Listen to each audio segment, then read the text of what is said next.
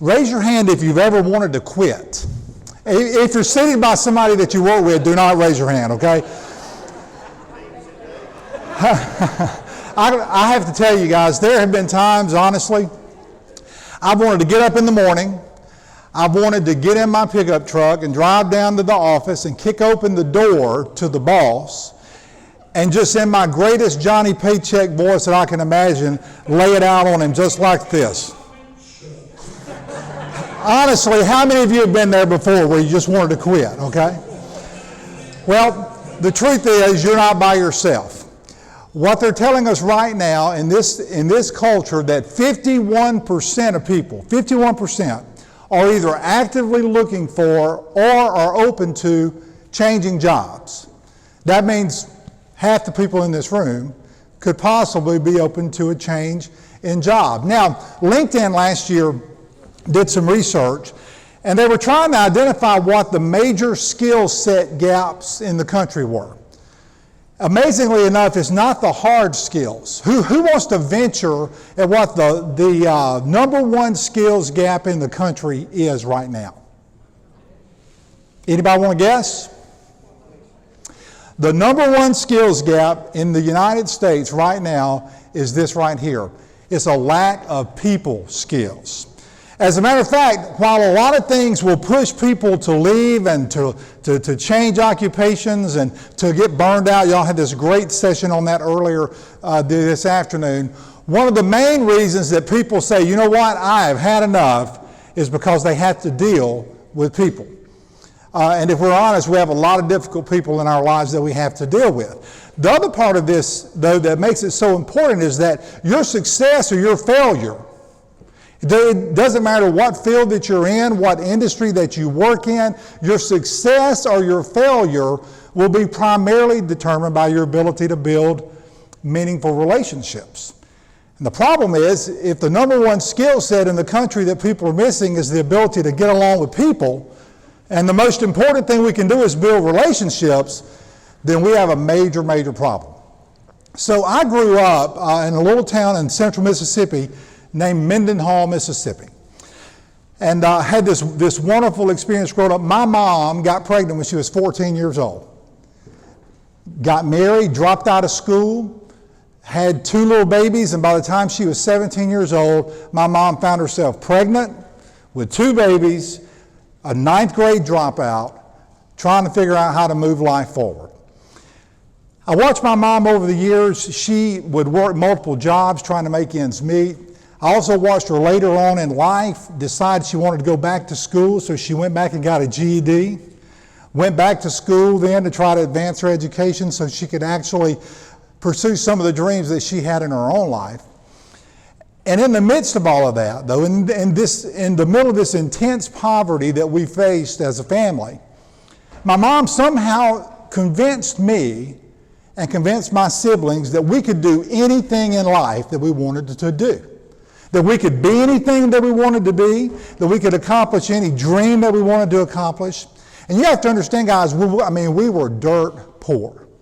I tell people our house did not have glass on the windows. It had visqueen. Our house, you could look through the cracks in the floor and see the dirt underneath the house. We were enormously poor, extremely poor. But in the midst of that poverty, my mom taught me things that really mattered, and that was how to get along with people, how to invest in people, how to help other people accomplish what they want to accomplish in life. I'm also very mindful of the fact that she didn't do that alone. I had these wonderful grandparents, and my grandfather was a guy named W.C. Timms. And my grandpa, man, he was wonderful. I tell people he taught me how to pray, he taught me how to fish, how to hunt, chew tobacco, and cuss. All on the same trip sometimes. He was this wonderful, wonderful man that invested in me, and much of who I am today is because of what my grandfather did in my own life. But one of the things that my grandfather insisted on and was unapologetically committed to, he wanted us to make good grades, and he insisted on that. But the thing he taught us from a very early age was the importance of working hard. And he did that a lot of ways, but one of the things that they did is because of our poverty, if we didn't grow it, we often didn't eat it. So we had chores that we had to do. And my chore, because I was the oldest and the wisest, and obviously, you don't know any of my siblings, but obviously I was the best looking. I mean, you can just guess that would be the case. But my job every day, when I was growing up, as far back as I can remember, was to slop the hogs. That was my job because I was the oldest. So every morning, but by the way, that is not me. I just want to know that's not me, that's somebody else. But every morning of my life, I would go down and slop those hogs before I'd go to school. And what I learned over the course of doing that for a number of years is this. I do not like hogs. They stink. They're nasty. How many of you have ever actually slopped a hog? I've talked with some folks back there. Anybody that's ever slopped a hog understands the reality of dealing with hogs. See, in our culture, though, it's a little bit different right now. People actually purchase pigs.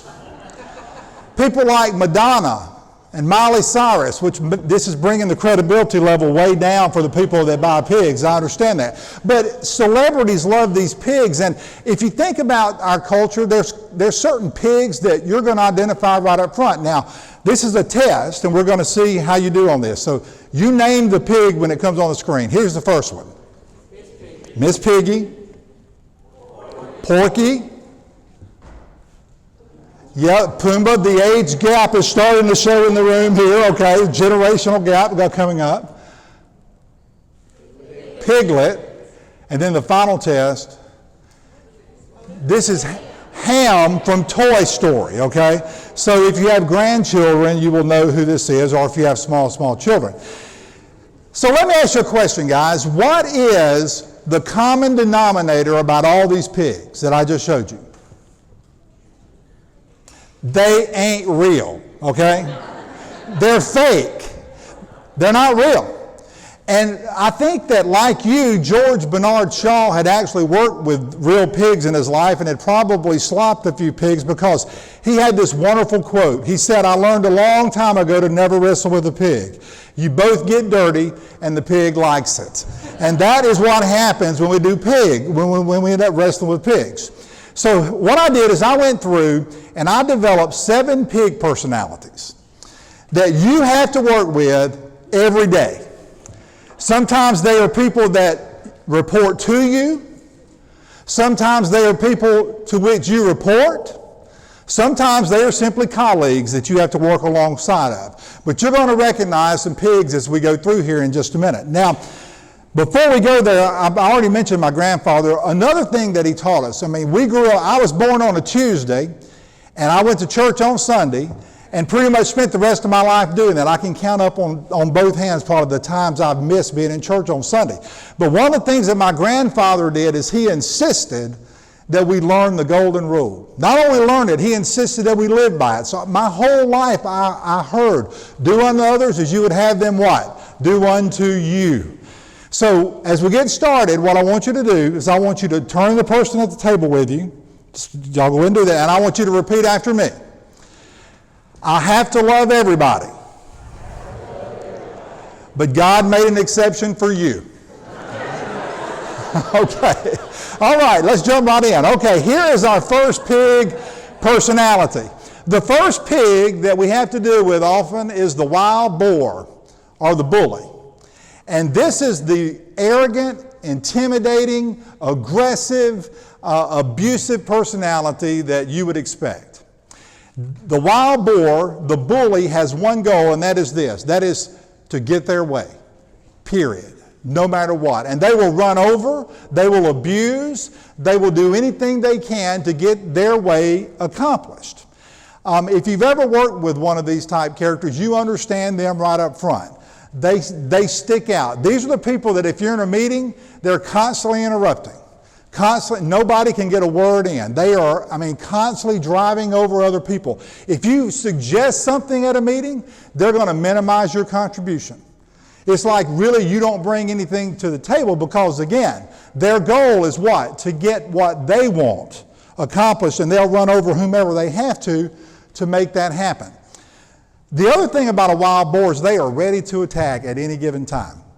It's almost like they're standing there looking for a weakness, and the minute they get it, they'll pounce on top of you. I've only worked in 35 years of professional life, I've only worked with one bully. And it was the most horrible experience you could ever imagine. I mean, this guy, I'm pretty confident. I've got a lot of education. I've got a family that loved me. I've been successful in my life. And all of a sudden, this guy makes me feel like I'm a total useless nothing. Because the way he talks to you, speaks down to you, manages to push you down constantly. I'll tell you a story. I was driving up one day, and this wild boar bully is getting out of the car, walking across the parking lot as I'm pulling in. And I remember thinking to myself, as he walked across in front of me, if my foot slips off his accelerator, my wild boar bully problem is then taken care of. In the very next thought, I thought to myself, 1-800, I need a counselor immediately. And that's the thing about a wild boar, guys. A bully will put you in therapy very, very quickly because they are that type of aggressive personalities. There's a very famous historical example of this, and that is President Lyndon B. Johnson. President Johnson was a notorious bully. By the way, one of the most successful politicians in American history. He was the youngest majority leader of the U.S. Senate in U.S. history. Served in the House of Representatives prior to that, Vice President of the United States. But he had a thing that he did that is called the treatment. And what this was, Johnson was about my size. He was around 6'4". He would range anywhere between 210 and 240, depending on how his weight was actually running. But he would lean in to people when he wanted to get his way. Folks say that it would sometimes be within 4 to 6 inches from somebody's face. He would overpower them, and he would go from 1 minute talking about how much he loved their mom and their family to the next minute saying he was going to ruin their life if they didn't get on board and back him. Just this kind of rapid back and forth that fluctuated between I love you and I'm going to kill you. This was the treatment. As a matter of fact, it's been described as kind of like a giant St. Bernard pawing you and rubbing you at the same time. I mean, this is real obnoxious behavior. So here is some examples I wanted you to see. This is one of the classic examples of no protection or no respect for personal space. Notice how close it is. Actually, if you go to the Johnson Presidential Library, you can take your picture in the lean back spot, and you can have your picture with President Johnson giving you the treatment. But this is a classic example of how he would overpower people around him. Also, a bully, and this is where it comes into a lot what you can see sometimes at work, is a bully will actually use their size, their stature, to come down on top of you to push you down. So if you're in a seated position, a bully will often use their size to make you feel even smaller. They'll diminish you. Again, their goal is to diminish who you are, so that's what they will end up doing. And by the way, the guy that's getting the treatment right here was Sam Rayburn, who was the Speaker of the House. This was not an insignificant leader, but Johnson obviously had him in a vulnerable spot, and you can see how he dealt with him there. Here's another shot here of them being in the Oval Office, and I don't think the guy sitting there is enjoying this experience at all. I think Johnson is really working him over. But a wild boar will use their surroundings. They'll use the Oval Office in this case, or they'll use other things that give the impression of power and status to push you down. So that's another way that a bully operates. And while about 60% of bullying happens from the top down within workplace environments, it doesn't have to be that way.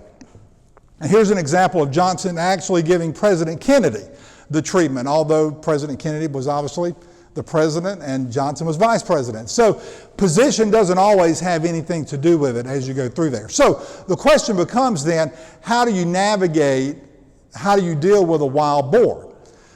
Well, there are some things you can do. The first thing and the most important thing is to interrupt the attack. If you have ever watched any kind of movie where there's little kids involved, Sandlot or anything like that, anytime there's a bully, how do they always stop the bully? They punch them in the nose. Thank you. We have some folks right out here that understood this exactly. That's what happens. Now, I told y'all that I grew up really poor. I also had a very bad speech impediment. I stuttered so badly I could not speak a complete sentence. I still stutter now, but I'll change words around and am able to adjust through it. But when I was 7, 8 years old, that was not the case. And I had a guy that was our neighbor, a guy named James Bice, and James loved to bully me. And I took it forever and ever and ever. But I remember there was a day that at some point I had all that I was going to take. And all I remember at that point is them pulling me off of him on the school bus. And I'd beat him to death almost and just wouldn't let. Now, I'm not recommending, by the way, that you whip anybody, okay? Although you may want to, but here's what I am recommending. I'm recommending that you figuratively punch them in the nose. And by that, you've got to interrupt the attack. This means if you're seated and you're being threatened and overpowered by a bully, you stand up. You don't allow that to continue.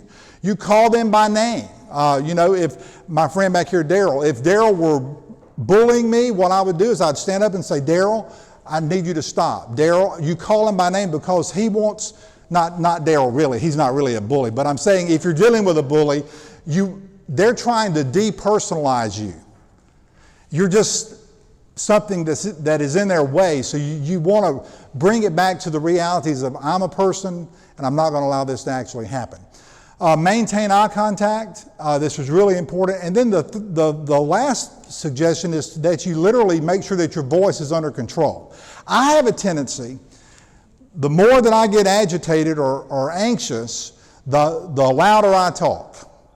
And when we do that, we have a tendency to just kind of escalate the situation. They're already aggressive, and then we start getting loud, and before you know it, we have this thing going back and forth. The session tomorrow, I've been a college football official for years. I've worked football for 35 years. Our session tomorrow is entitled Choose to Diffuse, which actually deals with conflict resolution principles from the athletic world that we're going to apply to the way you work in your situations, but it deals also with how to deal with bullies, and we'll work through some of those specifics tomorrow as well. But the first personality is the wild boar bully, and you know him if you've ever worked with him. The second one is the warthog, the passive aggressive. Now, guys, I will tell you, the passive aggressive is, in my opinion, the most dangerous personality that we have to deal with.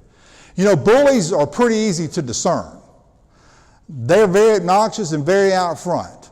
The warthog is not like that. The warthog operates from the bushes, and they want to undermine you, but they don't want you to know they're undermining you. These are the people that sit in the meetings and nod their head and smile, and then you don't even get to your car good before you find out they're undermining what you just agreed to do in the meeting previously. Any of you ever worked with people like that? These people that turn on a dime. These are the folks that they'll give you a compliment, but it's really an insult. Something like, I wish I could pull off that 1970s fashion look that you're able to do. Or I went to college in Mississippi, a junior college called Colin Community College. And when I went there, I had a cousin who was going to Ole Miss. And I remember her telling me when I graduated from high school, she said, well, you know, I have a friend that went to Colin, and he was learning challenged, and he did just fine. You'll be great. So it's those type, you know, it's kind of a compliment, but then it's really not. It's things like, you get in from lunch and you took a little bit longer lunch because you had a meeting, and you walk in and someone will say, man, I wish I could take an hour and a half lunch. See, I mean, it's not intended to be an insult, or it's veiled, okay? So that's how this warthog personality works. They also are great at giving you the silent treatment. These are the folks that when they get mad, they don't confront it. They just go underneath the surface. My wife is back here, and we've been married 31 years, and she's amazing. But let me tell you, now she's not a warthog. I want to clarify that up right here before we get started. But, you know, for years when we first got married, my thing was, I want to talk. Honey, let's talk about it. And her thing was, I'm fine. And she was fine for like 3 days. And then all hell would break loose after 3 days, and we'd have to deal with it, So we kind of had to learn how to work with each other in the way that we did conflict. So the silent treatment, though, is the way this personality, the warthog, functions a lot of times. The other trait of this character is these are the people that will put a knife in your back and never bat an eye. They're going to undermine you at any cost or at any opportunity that they can. Here's a few things that you'll notice warthogs will say. One of my favorite is they'll say, "I'm not mad," when you know they really are mad. Just because you called it out, they'll say, I'm not mad at all. Or when you're having a discussion on something, they'll respond with fine or whatever. They just really are not going to deal with it openly, but they'll cut you out from underneath the surface. One of my favorite is when you confront them about being confrontational or not confrontational, because what they will often do is, if you're in a meeting, these are the people that will they'll joke with you, but they're dead serious. I mean, they're laughing and they're taking a shot, and when you call them out, they'll say, "I was only joking. Why are you getting so upset?" That's one of the trademark characteristics of the warthog. They're going to lighten everything on the surface, but make it as hard as they can underneath. So how do you deal with the warthog? Here's the plan with them. First of all, I've already told you, I think this is the most dangerous personality. Here's why. I think they are everywhere. I think every organization out there is filled with a bunch of warthogs, because most people don't like conflict. So what they do is they go underneath and they try to undermine without anybody actually knowing that they're doing it. I had a guy that I worked with, a company that we worked with, and this guy was the classic warthog. I mean, he would do things like you would lay out a structure for him to follow, and he would intentionally not follow that structure. He would call somebody else to get an answer, even though it's very clear on paper the way it's supposed to function. That's really how they operate. So I had to personally get a grip on myself to where I calm down, because they make me so angry. I mean, I've been a football referee for 30-something years, and so I've been called everything you can be called. I would much rather you come out with me and let's talk about it than go underneath the surface and try to undermine. So I have to calm down. But the big thing with the passive-aggressive guys is you got to call it out. And that means if somebody's having a behavior that's inappropriate, you got to call it out for what it is. So if I've got a person I'm working with and I find out that they've agreed to something in a meeting, and then they've gone out of that meeting and immediately they've turned around and tried to undermine it, I'm going to go have a conversation with them in person, not by email. I'm going to sit down with them in person, and I'm going to say, "Hey, Jim, you were in the meeting, you agreed to this, you didn't raise up any concerns in the meeting, but I understand now that you're undercutting it from behind, and we're going to talk about that. We're going to call it out." The other part of this is to really set the limits, and that's when you say, moving forward, this is not an acceptable form of behavior.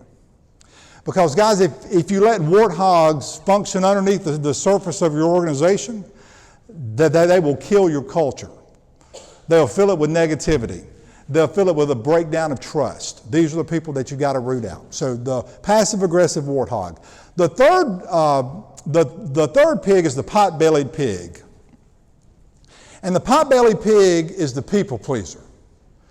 And here's the thing about the pot-bellied pig. It's not one that we would associate as being negative, because everybody loves a people pleaser.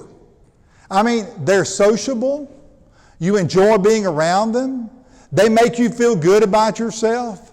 They agree with you, and they agree with you, and you, and you. They agree with everybody. So everybody loves being around the pot-bellied pig. The problem is they say yes to every single thing. They overcommit, and eventually they pay the price. They're the ones that actually ends up imploding because of being overloaded. Worked with a young guy for years, and he was one of the hardest working people I've ever known. Literally, he would work 12, 13, 14, 15, whatever it took, ever how many hours a day it took, he would work to get the job done, because he was driven by being a people pleaser. What happens with that, though, is people take advantage of it. People like the warthog and people like the wild boar, and people like all of us in the room, what happens when somebody never sets boundaries, things tend to pile up. So what ends up happening with this particular guy, if I needed him to do something, he would say, yes, sir, I'll be glad to do that. Somebody else calls him, yes, sir, I'll be glad to do that. He saw something that needed to be done, yes, sir, I'll take care of that. But what happened is his load got heavier and heavier and heavier. Everybody else's load got lighter and lighter and lighter, and he ended up being the target of really being overworked, bullied, not intentionally sometimes, but certainly bullied with schedule and things of that nature, simply because he never set any boundaries. It's really, really critical when you're working with a pot-bellied pig that they understand that you're trying to help them, that you're trying to help them navigate their life, because what ends up happening almost every time is they implode. Often, if you know someone that works in an organization for 18 months, and then they change jobs, they work 18 months, and then they change jobs, often those folks are people pleasers. Now, I will tell you, I have to make a confession here. I'm a lifelong people pleaser. And there's, I've already told you I was raised to where you tried to, treat people with respect, and you really did care what people thought. And so, but what I found out over the years is that I became so worried about what other people were actually saying about me that it became unhealthy for me, because I became so worried about what they were thinking. I had a pastor for a number of years, a guy named Dr. Frank Pollard. And Dr. Pollard told me one day, I was in there stressing out over something, and he came in and he said, well, I need to tell you, Lavon, because I was worried that people were thinking bad things about me, or they were not happy about something I'd done. And I remember Dr. Pollard saying this. He said, Lavon, it's none of your business what other people think about you. That's pretty good advice, guys. We can't control what other people think about us. I think we treat people with respect, but you've got to set boundaries so that you protect your own life and your own integrity, or you'll end up burning out and burning down. So how do you deal with the pot-bellied pig? The main thing here is to build trust. Again, the goal of the pot-bellied pig is what? For you to like them. That's the goal. So when you're working with these personalities, they've got to know that you value them, not because of what they do, but because of who they are. That you're investing in them as a person, not because of something they're giving you, but simply because you're investing in them because of who they are as a person. You also have to help them understand that really they're coming from a good place. They just want people to like them, but the negative implications are going to set them up to be overloaded and overwhelmed if you don't help them navigate that. The big thing with working with a people pleaser is to help them set boundaries. If I've got a person on our team who is continually getting their workload expanded because they can't set boundaries, I would simply tell them, you can't take on any additional products unless I'm involved in those decisions. So just helping them set boundaries is critical in dealing with this personality. So that's the pot-bellied pig. The next pig is the haughty pig. And the haughty pig is the know-it-all. These are the people that they want their way because they know best. Now here's the thing about a haughty pig. The haughty pigs are actually smart, they're knowledgeable, they've oftentimes got experience, they've been successful. They actually know what they're doing. The problem is they know what they're doing. And so because of that, their only goal is to get their way in place, because after all, they're the smartest and they're the wisest at the table. These are the people that literally have never met a question they can't answer. They've never encountered a problem that they can't solve. And while they will sit in a meeting and entertain you for a few minutes as you give opinions, they're not really interested, because at the end of the day, they've already got it all figured out. That's the haughty pig. They're very common. So the question becomes, how do you deal with these type people?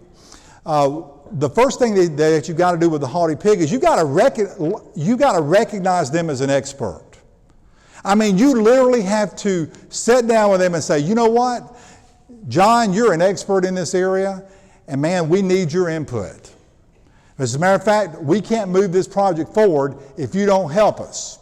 So you want to play to their strengths. You do actually need their input.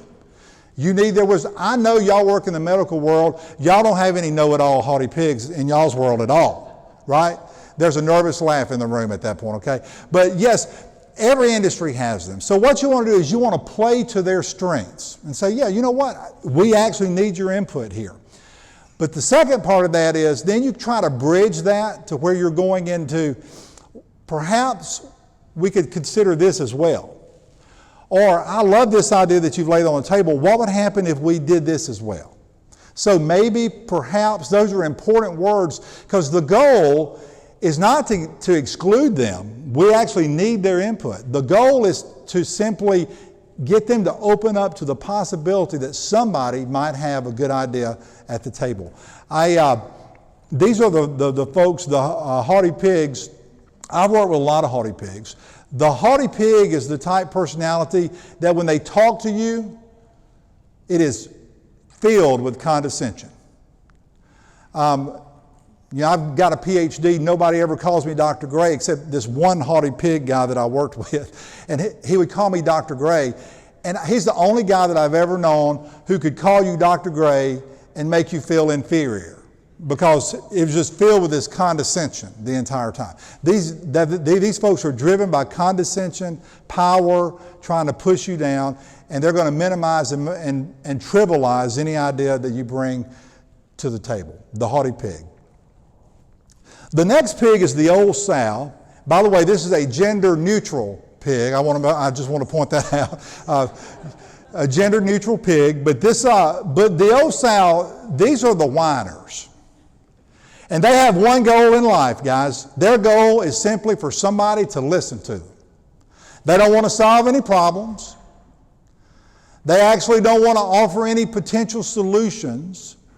All they want to do is complain. They complain because it's too hot. They complain why? Because it's too cold. They'll complain because the leader's too tall, or they'll complain because the leader is they'll complain because he's too old or she's too young. I mean, it doesn't matter. They just complain. And the thing about complaining, if you remember nothing else I say today, I want y'all to hear this. Complaining is contagious. It starts with one place and it goes directly to the next, and before you know it, the entire place is filled with it. I tell you, and I'm really a glass half full type of guy. I mean, I'm a glass half full type of guy, so I'm always optimistic. But man, if I walked in here today, cheery and happy, and I got back at the back and folks going, it's been the worst thing I've ever sat through. I've just been sitting here all day long. It's been going on and on. Well, I may, to begin with, say, no, it's been great. It's been good. Well, a little bit later, if somebody else comes up and says, I'm tired. I'm tired. I want to go home. This has just not been good. By the end of the day, I'm going, you know what? This is the worst conference I've ever been to. I mean, I should have done something else. I mean, and that dude that talked about the pigs, where'd they find that dude from? I mean, that's what happens because it sucks us down into the pit with them. And that's the thing about the old sow. Misery loves company. They don't want to be miserable by themselves. They want you in they want you in the pig pen with them the entire time. It just makes them feel better. And again, they don't want to offer any solutions to anything. So how do you deal with this person? You can try to reframe the situation. So I worked with an accounting firm for a long time, and these guys, they had one guy down there, and he would complain because of the workload between February and April the 15th. Now, in case you missed that, he's a CPA, okay? And so he would complain, he'd get everybody else going negative, and I'm thinking, man, this is like the Super Bowl for accountants between February and April, So I sat him down and I said, look, I'm sorry that you're upset about the workload during this time of the year. I'm sorry it's taken away from your family time. I went through all the things he was griping about. And I said, the good thing though is around May and June, you're gonna have a lot of free time. So what are you and your family planning to do for vacation this summer? So what you do is you just kind of reframe it and bridge it. So all of a sudden, just get them off the topic and try to get them onto something that will be positive. Sometimes it works, sometimes it doesn't. But here's what never works: jumping in the middle of the negativity with them. So if the bridging thing doesn't work, here's the other thing that you do. And I've done this a number of times, and that is, I love you, but I cannot be part of this conversation. It is pulling me down, and I cannot take it mentally. So you got to set because you're ultimately trying to protect yourself, because guys, as strong as everybody in this room probably is, if you surround yourself with negativity, you will become just like the people that you're surrounding yourself with. That's just the way it is. If you surround yourself, let's say you're a level 7 leader, and you surround yourself with level 5 leaders, you know what happens? You become a level 5 leader. So you got to set the boundaries and put people around you that can actually make you better. So that leads to this next point. These people need to be put on a corrective action very quickly.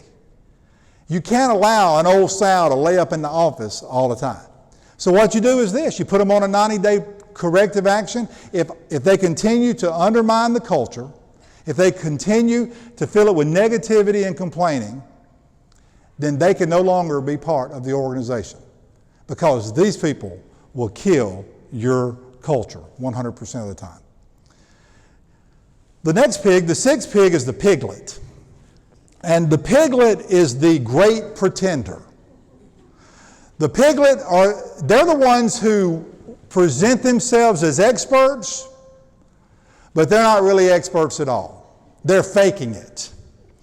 Sometimes piglets can be young, but there's a such thing as an old piglet. I'm going to talk about in just or an experienced piglet.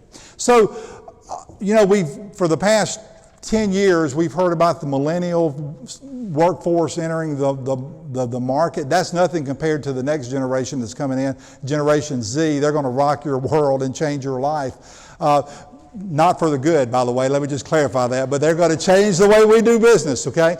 So, but what you got to understand about these piglets, sometimes we criticize them as, you don't have enough experience to have an opinion. I've actually used that line. I'm just being honest with you. I've told there were several years back, I hired 3 27-year-old guys to work with us, and we hired them in about a 2 or 3 week period. And about 48 hours after they got there, I'm thinking, we got a problem. Because, my idea how to work and their idea how to work were on 2 total extremes. Their idea was to carry Starbucks coffee around and talk. Mine was not really like that. So we ended up trying to communicate and work through some of those things. And I finally realized after some time it was not going to work. So we fired all 3 of them on the same day. True story. Now, I thought back through that a lot, because here's what I would tell you. Should they have been fired? Yes. The relationships, trust had been damaged to the point they could not be repaired. Should we have helped them more? Perhaps. We certainly should have provided training for them at an additional level. The big question, though, was, could I have saved them? And the answer to that is yes.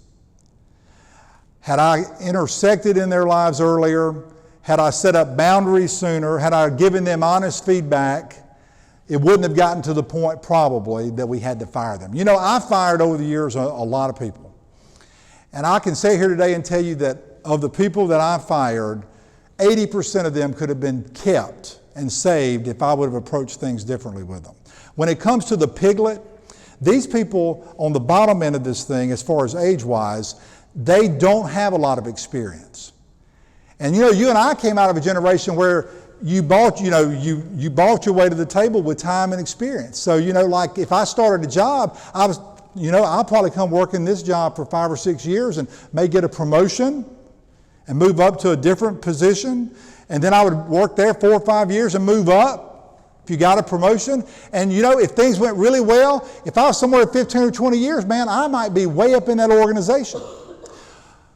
The piglet comes in on day 1, and day 2, they want to be CEO. They want to be in charge the very next day. Now, We have to work with them through that and help them understand, you know what, you have great ideas. And what I've made a mistake of for many years is I excluded their ideas because I didn't think they had the experience to back them up. I've changed my approach now. Now I actually want their ideas because they bring energy and passion and all those things that we need in any organization. But I have to be willing, and they have to be willing to hear, you know what, this may work, this may not work, and here's why. And you coach them through the process. It takes a heavy investment in that age bracket. There's also piglets that have been around for 30 years. You got people that work in your hospitals, they've been doing the same job or for the same way for 30 years. Now they will tell you they've got experience. They don't have experience. They've got 2 years experience, not 30 years experience. They've got 2 years experience. They just repeated it 15 times. They're doing exactly the same thing that they've done for 30 years. You see, those are piglets too. You've got on one extreme a piglet that lacks experience, and on another extreme you've got a piglet who has not grown and developed. They're still working in the same strategies and the same approaches that they have for their entire career. They haven't grown a single bit. So being able to help both sides of this is very, very important as we push them through and help raise them up to move on to the next levels. So how do you help a piglet? The big thing here is you have to be honest with them in coaching them. You have to call it out. Here's what you don't do. If you're sitting at a table with a piglet that has no experience, what you don't do is you do not say, when they put a bad idea on the table, you don't tell them how great the idea was.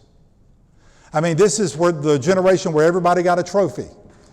You know, so to help them move forward, you don't help them move forward by not being honest with them. I'm not saying that you're hard with them. I'm saying that you're honest.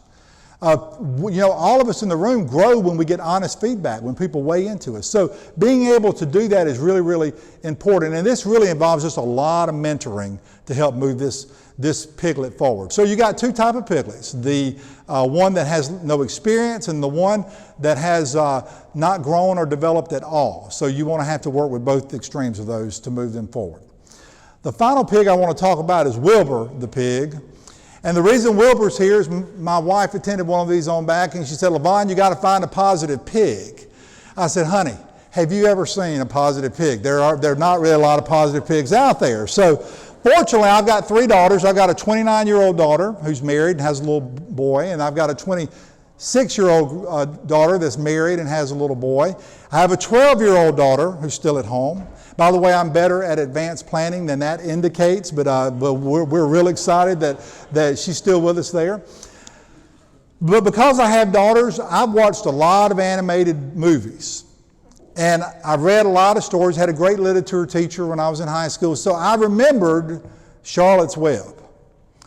And if you know the story Charlotte's Web, it's this story about this little spider who befriends this little pig, and the story is how they develop through to save the little pig's life. Because what happens is Wilbur realizes he's this happy-go-lucky little pig, and all of a sudden he realizes, because the people around him in the barn house, not people, they're actually animals, are in the barnyard, tell him that he's being raised to slaughter. That's what friends do for you right there, by the way. They tell you what's going on. So they let him know the realities on the ground. Well, what happened then is he started to develop through that process. And the Wilbur that started at the beginning is different than the Wilbur who started at the end, or who ends up at the end of the book. So here's some things about Wilbur. Number one, he has a grasp on reality. The ideal employee knows the realities on the ground. Wilbur found out, if I don't change, I'm going to become bacon. And so he made adjustments. Wouldn't you love it if your employees, the people that work in your organizations, in your hospitals, wouldn't you love it if they actually took a 30,000-foot view of what's going on and had an understanding of the realities that you're facing? You know, it's so easy for people to come in and get focused on their silo, their lane. I need this done. I need this done because it affects me.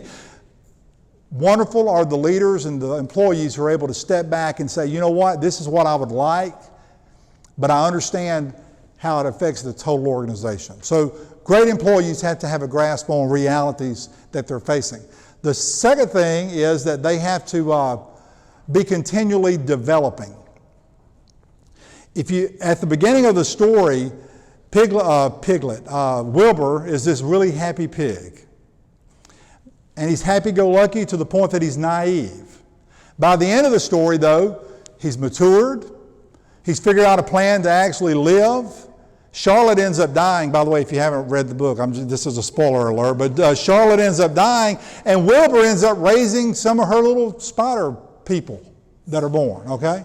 So that's a pretty amazing thing. They're spider people. I don't know if they're really spider people. So, but anyway, you've got to be continually developing. And your employees need to continually develop as you're going through there. The third thing is the ability to embrace change. At some point in this story, at the beginning, Wilbur starts out as a house pet, and then he gets sent out to the barnyard. A lot of people don't do well when they go through changes. I mean, guys, if I could tell you how many times we've had to clean up conflict over somebody's desk being relocated. I mean, somebody's office gets changed.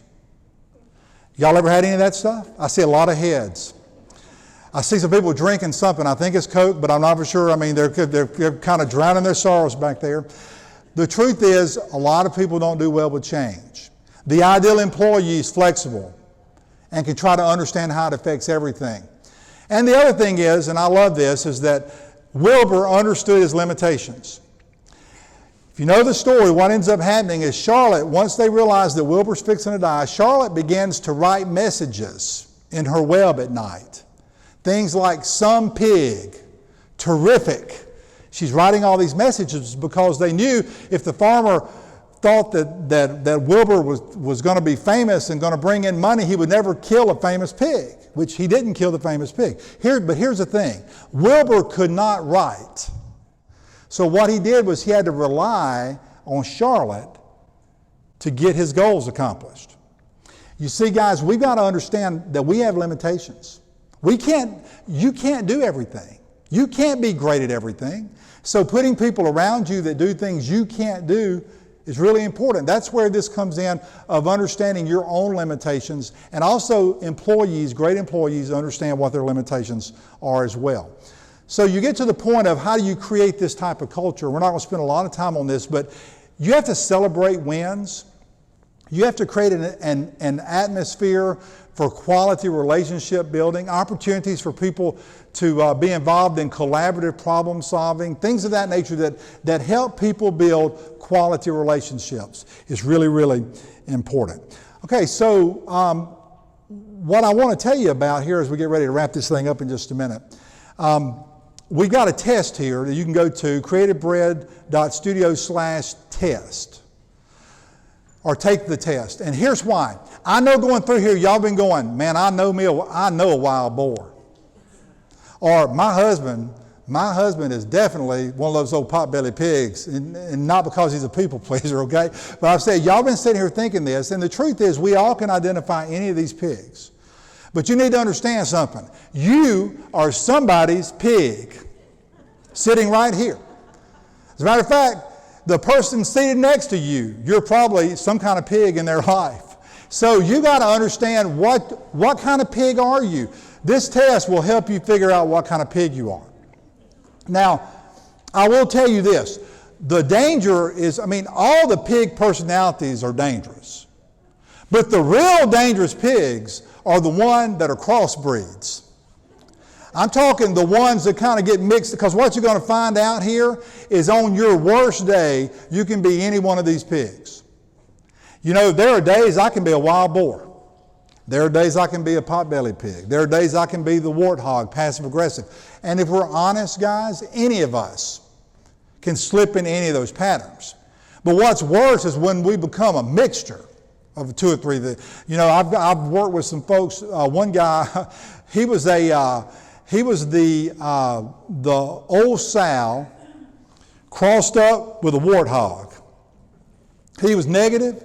He'd complain about everything and anything, and then he would go underground and try to take you out because he was undermining you at every given point. My favorite pig, though, in all the world, because sometimes you can be a different pig to different levels of the organization. So here's a classic example. I worked with a guy a long time. He was a definitive, stereotypical wild boar bully to everybody that worked for him. He was aggressive. He was obnoxious. He wouldn't cut you any slack. He wouldn't even help you work out a problem. It was his way, period. He was also the definitive potbelly pig when it came to his boss. He was the yes man. I mean, there was no way he was giving any bad information upline. If something wasn't good, he was not going to, it was always yes, yes, yes, yes, yes. So he was a cross already between this wild boar, and then you throw this potbelly pig in the mix, and then to all the people that worked with him at an executive level, he was the warthog, passive aggressive, taking you out underneath. If there was a meeting and your name came up, you could expect he would never back you 100%. So those are the really dangerous pigs, the crossbreeds that we have to deal with. Okay, any questions about any of those before we move into the close here in just a second?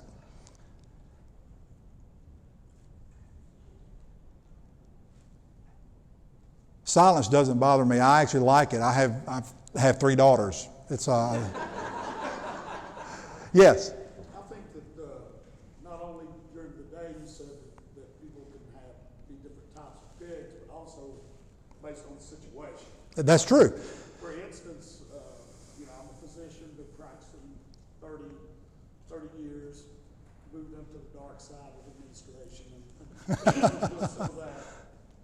But in a cold situation, somebody, we're trying to resuscitate them. And I've had, respiratory therapists will say, I'll order a treatment, and they won't give it for whatever reason. Well, I can become You can become a wild boar, right? But when I'm dealing with patients, I like to think I'm a pot-belly pig. Right. You want to be a people pleaser. But if I'm with a bunch of unruly surgeons and trying to get them to be on time for surgeries or whatever, then I'm the haughty pig. I know what's best for them. So, I think that not only during the day, but you can be each pig based on. This is a good point. That's where you've got to have the emotional intelligence to know which one needs to happen. There are times. I think I'm a Wilbur. Oh, yeah, of course you do. That's right. I'm sure you do. Everybody does. So, no, this is an important point. When you're facing different situations, you're going to take on different personalities, and some of those are necessary because of the culture or the climate or the circumstances that you're in. If you're in an emergency room trauma situation, you don't have time to sit around and get consensus. I understand that. Here's what a lot of guys have told me, though. The key is to have enough emotional intelligence that if you've crossed the line, that you know how to come back and fix it. Some people don't know how to go back and fix things. They simply are who they are and they let the chips fall. It sounds like you're good at kind of going back and forth a Wilbur's good at operating through there. And so I do think that at different times that we're going to have different personalities based on the circumstances. These are obviously exaggerations of the personalities that point out what the worst extremes actually look like. So, but that's a really good point. So what happened to Arnold? What happened to Arnold Zeffel? Yes. Arnold Zeffel, who knows the name Arnold Zeffel? Okay. You're also showing your age, by the way. Green Acres there, okay? So just so you know, Arnold Zeffel was the pig on Green Acres. He actually could write checks. He's very smart. He watched the evening news every night. I know a lot about pigs. I'm a pig expert when it comes to this stuff. But Arnold was extremely intelligent. So, but he didn't make the cut on this one. I have used Green Acres some in this over the years, though. So, Arnold Zeffel. By the way, his trainer was a guy named Frank Lamb, Hollywood animal trainer. Who this has nothing to do with the pig story, but let me tell you this: Frank Lamb trained Arnold Zeffel. And he also trained Lassie and some of these other, all the animals from the Beverly Hillbillies and things like that. There was a different Arnold Zeffel every year because Arnold Zeffel was a small pig, and if you know anything about pigs, they don't stay small for 6 or 7 years. So when the first Arnold Zeffel died, the pig, Frank Lamb had that pig cremated. And when Frank Lamb died in the 1990s, he was buried with Arnold Ziffel's ashes. I know that makes no difference to you, but I just thought it was kind of weird that a guy would like get buried with pig ashes, you know. So anyway, you had no idea I knew so much about Arnold Ziffel, did you? So, hey guys, they only bring the best in up here, okay? I'm just saying. So, any other questions? Are you an Arkansas Razorback? You know what? I've never been to an Arkansas game, so I'm from Mississippi, so it's hard to cheer for Arkansas. Any other questions? Okay, so to kind of wrap this thing up here, so what do you do, though, when you wake up in the morning and you go and you look in the mirror and what is staring you back is some ugly pig? I'm talking the pig that messed up bad. The pig who went too far and became a wild boar, damaged the relationship. Or the pig that you know has been undercutting something when you should have addressed it directly. Or the pig that maybe has managed to lose time with their family because they become a people pleaser so much that they're working 14, 15 hours a day trying to make somebody else happy while the most important things around them are paying the price. You see, on any given morning, because on any given day we can be any pig, on any given morning we can look into the mirror and find something staring back that we don't really like. So what do you do when that happens? What do you do when you've damaged relationships? You're not sure how to actually fix them. What do you do when you fail? Because, you know, guys, as leaders, if you do this long enough, you're going to fall on your face and you're going to fail. You're going to have some relationships that are messed up and you're going to have to fix. So what do you do when that happens? Are you going to allow your future to be defined by what happened yesterday? Or are you going to get up and define your tomorrow based on what's ahead rather than behind? The great philosopher, Dr. Seuss, I think probably said it best in one of my favorite books that he did, and that is called Oh, the Places You'll Go. Here's what Dr. Seuss said. He said, congratulations, today is your day. You're off to great places. You're off and away. You've got brains in your head. You've got feet in your shoes. You can steer yourself any direction you choose. You're on your own.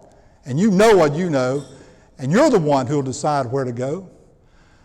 You'll look up and down streets, look them over with care. About some you'll say, I don't choose to go there. With a head full of brains and shoes full of feet, you're too smart to go down any not so good street. And you may not find any you want to go down. And in that case, of course, you'll head straight out of town. It's opener there in the wide open air. And out there, things can happen and frequently do to people as brainy and footsy as you. So when things start to happen, don't worry, don't stew, just go right along. You'll start happening too. Oh, the places you'll go. You'll be on your way up. You'll be seeing great sights. You'll join the high flyers who soar to high heights. You won't lag behind because you'll have the speed. You'll pass the whole gang and you'll soon take the lead. Wherever you fly, you'll be best of the best. Wherever you go, you'll top all the rest. Except when you don't. Because sometimes you won't. I'm sorry to say so, but sadly, it's true. Bang-ups and hang-ups can happen to you. You'll get all hung up on a prickly perch, and your gang will fly on, and you'll be left in a lurch. You'll come down from that lurch with an unpleasant bump, and chances are then you'll be in a slump. And when you're in a slump, you're not in for much fun. Unslumping yourself is not easily done. You'll come to a place where the streets are not marked. Some windows are lighted, but mostly they're dark. A place you could sprain both your elbow and chin. Dare you go out? Dare you stay in? How much can you lose? How much can you win? And if you go in, do you turn left or right in 3/4 or maybe not quite, or go around back and sneak in from behind? Simple it's not, I'm sure you'll find, for a mind maker-upper to make up his mind. You'll get so confused, you start in the race down long, wiggly roads at a breaknecking pace and grind on for miles across weirdish wild space, headed, I fear, to a most useless place, the waiting place. For people just waiting. Waiting for a train to go or a bus to come or the plane to go or the mail to come or the rain to go or the snow to snow or waiting around for a yes or no or waiting for their hair to grow. Everyone is just waiting. Waiting for the fish to bite or waiting for the wind to fly a kite or waiting around for Friday night or waiting perhaps for their Uncle Jake, a pot to boil or a better break, a string of pearls, a pair of pants, a curly wig, or another chance. Everyone is just waiting. No, that's not for you. Somehow you'll escape all this waiting and staying. You'll find the bright places where the boom bands are playing, and with banners flip-flapping once more, you'll soar high, ready for anything under the sky, ready because you're that type of guy. Oh, the places you'll go. There's fun to be done. There's points to be scored. There's games to be won. And the magical things you can do with that ball will make you the winningest winner of all. Fame. You'll be famous as famous can be, with the whole wide world watching you win on TV. Except when they don't. Because sometimes they won't. I'm afraid that sometimes you'll play lonely games too. Games you can't win because you'll play against you all alone. Whether you like it or not, alone is something you'll be quite a lot. And when you're alone, there's a very good chance you'll meet things that scare you right out of your pants. And there are some down the road between hither and yon that will scare you so bad you won't want to go on, but on you will go, though the weather be foul. On you will go, though your enemies prowl. On you will go, though the hacking cracks howl. Onward up many a frightening creek, though your arms may get sore and your sneakers may leak. On and on you'll hike, and I know you'll hike far and face up to your problems, whatever they are. You'll get mixed up, of course. As you already know, you'll get mixed up with many strange birds as you go. So be sure when you step with care and great tact. And remember, life's a great balancing act. And will you succeed? Yes indeed. 99.75% guaranteed. Kid, you'll move mountains. So be your name Bucksbaum or Bixby or Bray or Mordecai Ali, Van Allen O'Shea. You're off to great places. Today is your day. Your mountain is waiting. So get on your way. I'm Lavon Gray. Thank you for letting me be here today.